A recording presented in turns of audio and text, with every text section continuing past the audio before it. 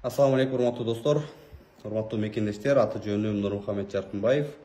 Мындан бир канча күн мурда Али Токтокунов боюнча, Медиа Хаб боюнча мындай өзүмдүн пикиримди, оюмду айтсам, көпчүлүк эл жактырган эмес да.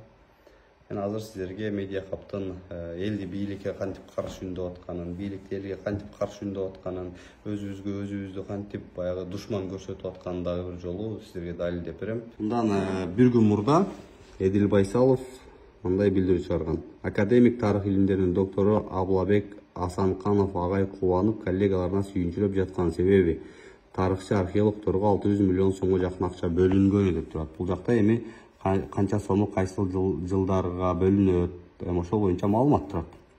Ушул эле маалыматты Медиа Хабтын чыгарганын көрсөтөм азыр. Кыргызстандын тарыхын изилдөөгө 600 миллион доллар бөлдү дейт. Эми Медиа Хаб сом менен доллардын мындай айырмасына барбай калганбы же атайын жазышканбы, бул нерсеге тиешелүү адамдар, тиешелүү органдар сөзсүз түрдө чара көрүш керек.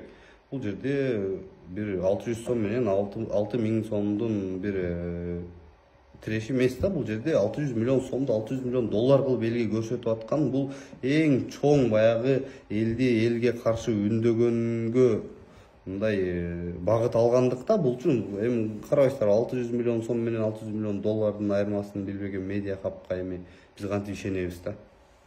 Эми бул журналисттер жанагы сүйлөп аткан эже, хиджаб кийген эже, эми булар атайын ушул маалыматка могул эжени сүйлөткөнбү деп ойлоп атам да. Менчи мына карасаң, эми жоолукчандар туура эмес маалымат берип атат деп бул эжени колдонуп ушундай бир жолдорго барып атат.